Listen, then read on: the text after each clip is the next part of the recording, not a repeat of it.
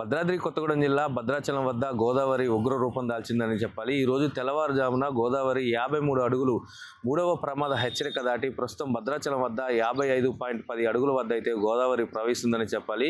భద్రాచలం వద్ద గోదావరి మూడవ ప్రమాద హెచ్చరికకు చేరటంతో అటు దుమ్ముగూడెం, చెర్ల, పన్నశాల వంటి గ్రామాలన్నీ కూడా నీట మునిగాయని చెప్పాలి. కొన్ని వందల ఎకరాల పంట పొలాలన్నీ కూడా గోదావరిలో నీట మునిగాయని చెప్పాలి. భద్రాచలం వద్ద కళ్యాణకట్ట, అలాగే ఆంజనేయ స్వామి ఆలయం, అలాగే ఆ శ్మశాన వాటిక, భద్రాచలంలో ఏదైతే శ్మశాన వాటిక ఉందో అది కూడా పూర్తిగా నీళ్ళల్లో మునిగిపోయిందని చెప్పాలి. ఏది ఏమైనప్పటికీ భద్రాచలం వద్ద గోదావరి అయితే ఉగ్ర రూపం దాల్చి ప్రస్తుతం 55.10 అడుగుల వద్ద 14 లక్షల క్యూసిక్ల నీటితో దిగువకైతే ప్రవహిస్తుందనే చెప్పాలి.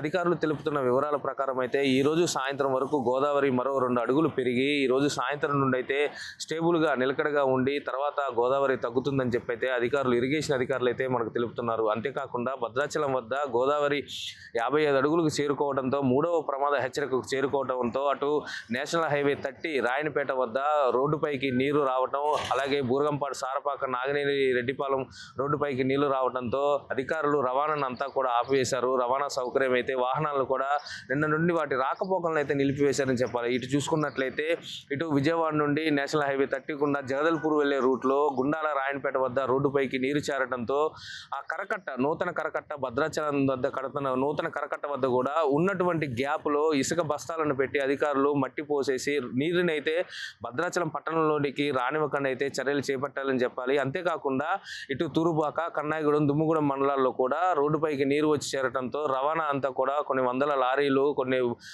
వాహనాలు అయితే రోడ్లపైన అయితే నిలిచిపోయాయని చెప్పాలి. ఏది ఏమైనప్పటికీ ఇప్పటికే భద్రాద్రి జిల్లాలో కలెక్టర్, భద్రాద్రి కొత్తగూడెం జిల్లా అంకిత్ ఇప్పటికే గోదావరి లోతట్టు ప్రాంతాలన్నింటినీ కూడా సందర్శిస్తున్నారు. అతనితో పాటు భద్రాద్రి జిల్లా ఎస్పీ రోహిత్ రాజ్ ఐపీఎస్, అలాగే భద్రాచలం సబ్ కలెక్టర్ మృణాల్ శ్రేష్ఠ కూడా ఈ గోదావరి ముంపు ప్రాంతాలను పర్యటిస్తూ అక్కడ ఉన్నటువంటి అధికారులు అయితే సూచనలు జారీ చేస్తున్నారు. ప్రజలకు ఎటువంటి అవాంఛనీయ సంఘటనలు జరగకుండా జాగ్రత్తలు అయితే చేపట్టాలని, ప్రజలకు ఎప్పటికప్పుడు అందుబాటులో ఉండాలని అయితే వారు తెలుపుతున్నారు. ప్రజలకు ఎటువంటి అవసరాలున్నా డైలీ 100కి కానీ లేకపోతే టోల్ ఫ్రీ నెంబర్లు ఏర్పాటు చేయడం జరిగిందని, అధికారులు మీకు ఎప్పుడు అందుబాటులో ఉంటారని చెప్పి అయితే వారు తెలుపుతున్నారు.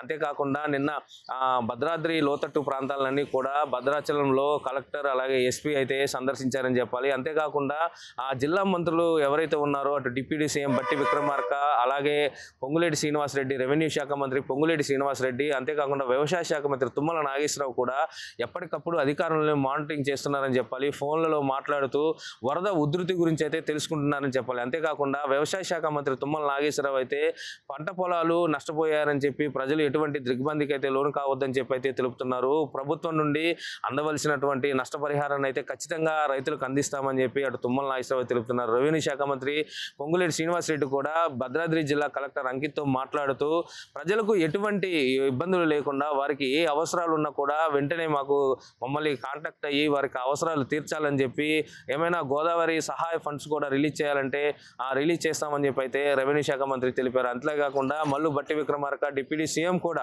కలెక్టర్లతో, అధికారులతో మాట్లాడుతూ మంత్రులను ఎప్పటికప్పుడు ప్రజలకు అందుబాటులో ఉండాలి, ఎమ్మెల్యేలు కూడా ప్రజలకు అందుబాటులో ఉండాలి, లోతట్టు ప్రాంత ఎమ్మెల్యేలు కూడా అక్కడ ఉన్నటువంటి ప్రజలకు అందుబాటులో ఉంటూ అధికారులను అయితే వెంబడిస్తూ వారికి చర్యలు అందించాలని చెప్పి, ప్రజలకు పునరావాస కేంద్రాలు ఏర్పాటు చేయాలని, వారికి భోజన సదుపాయాలు అయితేమి వాళ్ళకు ఉన్న సౌకర్యాలన్నీ కూడా ఏర్పాటు చేయాలని అయితే మల్లు బట్టి విక్రమార్క కూడా అధికారులను ఆదేశించినట్టే తెలుస్తుంది. ఏది ఏమైనప్పటికీ భద్రాచలం వద్ద గోదావరి ఉగ్రరూపం దాల్చడంతో అటు కొన్ని వందల ఎకరాలు, వేల ఎకరాలు పంట పొలాలు, ఇటు దుమ్ముగూడెం, పర్ణశాల వంటి ప్రాంతాల్లో కూడా నీట మునిగాయని చెప్పాలి. అంతేకాకుండా పర్ణశాల వద్ద గోదావరిలో నిన్న సాయంత్రమే సీతమ్మ నారచీరలు అయితే మొదటి ప్రమాద హెచ్చరిక రావడంతోనే నీళ్ళలో మునిగాయని చెప్పాలి. ఇప్పుడు పర్ణశాలకు కూడా రాకపోకలు బంద్ అయ్యాయని చెప్పాలి.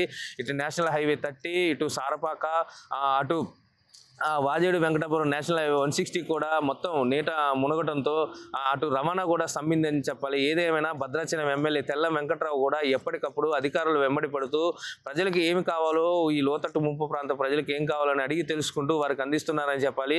ప్రస్తుతం భద్రాచలం వద్ద స్లూయిస్ వద్ద కూడా మోటార్లను ఏర్పాటు చేసి అధికారులు అయితే నీటిని అయితే అన్నదానంలోకి వచ్చిన నీటిని బాహుబలి మోటార్ల సహాయంతో గోదావరిలోకి అయితే కలుపుతున్నారని చెప్పాలి. ఏదేమైనా భద్రాచలం వద్ద ప్రస్తుతం గోదావరి 55.10 అడుగుల వద్ద ప్రవహిస్తూ 14 లక్షల క్యూసెక్కుల నీటితో దిగువకైతే ప్రవహిస్తుంది. ఇప్పుడు అధికారులు తెలుపుతున్న వివరాల ప్రకారం అయితే సాయంత్రం వరకు గోదావరి మరో 2 అడుగుల మేర పెరిగి మళ్ళీ తగ్గుముఖం పడుతుందని చెప్పి అయితే మనకు తెలుపుతున్నారు. ప్రస్తుతం ఇది భద్రాచలం వద్ద ఉన్నటువంటి గోదావరి తాజా పరిస్థితి.